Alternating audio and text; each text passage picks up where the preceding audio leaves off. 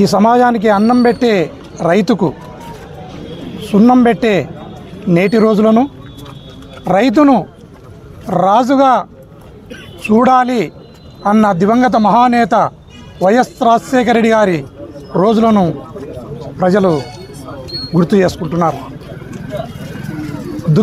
దున్నేటప్పుడు కానీ, ఇత్తనం వేసేటప్పుడు కానీ, సాలు పాసేటప్పుడు కానీ, కోత కోసేటప్పుడు కానీ, కోసిన కోతను మార్కెట్కు తీసుకుని పోయే వరకు కూడా జగన్మోహన్ రెడ్డి గారి ప్రభుత్వం రైతుకు అండగా ఉన్న రోజులను రైతు ప్రపంచం ఈరోజు గుర్తు చేసుకుంటా ఉంది.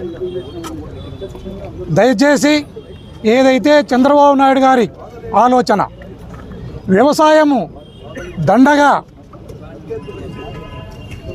అన్న రోజులను, అదేవిధంగా ఉచిత కరెంటు పైన ప్రజలు హైదరాబాద్కి వెళ్తే హైదరాబాద్లో చంద్రబాబు నాయుడు గారు రైతులను తుపాకులతో కాల్పించి గుర్రాలతో తొక్కించిన రోజులను కూడా ఈరోజు ప్రజలు గుర్తు చేసుకుంటున్నారు. దయచేసి ఏదైతే అబద్ధపు హామీలు ఇచ్చి మీరు ప్రభుత్వంలోకి వచ్చినారో ఆ హామీలలో ఒక 15% హామీలనైనా మీరు నెరవేర్చి రైతాంగాన్ని ఆదుకోవాలని మేము విజ్ఞప్తి చేస్తున్నాం.